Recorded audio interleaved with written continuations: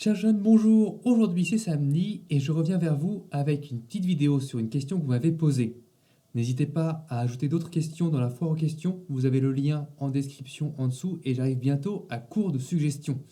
Alors n'hésitez pas, posez les questions auxquelles vous aimeriez avoir des réponses. Aujourd'hui la question est la suivante. Jésus nous dit très clairement dans l'évangile de Matthieu, n'appelez sur terre personne Père parce que vous n'avez qu'un seul Père dans le ciel. Alors pourquoi dans ce cas-là, les prêtres se font appeler mon Père? Et j'irai même plus loin. Dans ce cas-là, pourquoi on s'évertue depuis 2000 ans à appeler tous ceux qui nous ont donné notre vie Papa? Est-ce qu'on va tous pourrir en enfer? C'est l'angoisse. C'est l'angoisse. Chers amis, pour pouvoir bien répondre à cette question, il faut d'abord que je vous parle d'un terme un peu barbare, mais que vous employez tous les jours sans le savoir, c'est l'analogie. Je m'explique. Si je vous demande, tiens, c'est quoi ça? Vous allez avoir besoin d'un peu de temps parce que mes talents de dessinateur ne sont pas à la hauteur, mais vous allez me dire au bout d'un moment, c'est un chien. Et si j'ai envie de faire le malin, je vais vous dire, bah non, un chien, ça court partout, c'est vivant, c'est en 3D, c'est pas tout bleu. Vous voyez bien que là, je vais jouer sur les mots. L'analogie, c'est ça. C'est le fait qu'on appelle deux choses assez différentes avec le même nom. J'appelle chien le dessin que je vous ai présenté, j'appelle chien l'espèce d'épagnole qui court partout dans le jardin et qui pisse contre mon mur. C'est pas la même chose et pourtant il y a un lien entre les deux. Le dessin, il a la même forme que le chien, surtout quand on est doué en dessin. L'image est plus ou moins ressemblante, vous le voyez. C'est ça, l'analogie, un lien entre deux choses qui en fait sont très différentes. Eh bien, c'est exactement ça qui nous permet d'appeler Dieu Papa et quand même, dans un sens dérivé, vous voyez, d'appeler celui qui nous a donné notre vie biologique, de l'appeler Papa, et puis d'appeler un prêtre mon Père.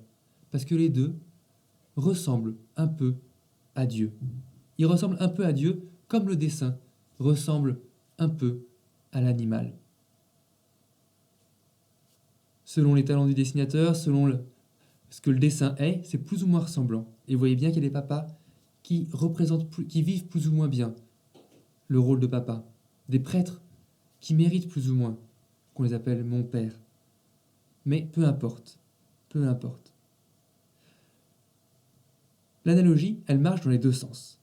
Soit on a déjà vu un vrai chien et on va en faire un dessin qu'on va appeler chien, et on va reconnaître dans le dessin le chien qu'on a vu en vrai. Très bien, ça c'est ce qu'il y a de plus facile. Mais elle marche aussi dans l'autre sens. Et d'ailleurs, c'est comme ça, souvent, qu'on apprend les différents animaux. Tout petit, on va nous montrer un livre d'images et on va nous dire « ça c'est un chien ».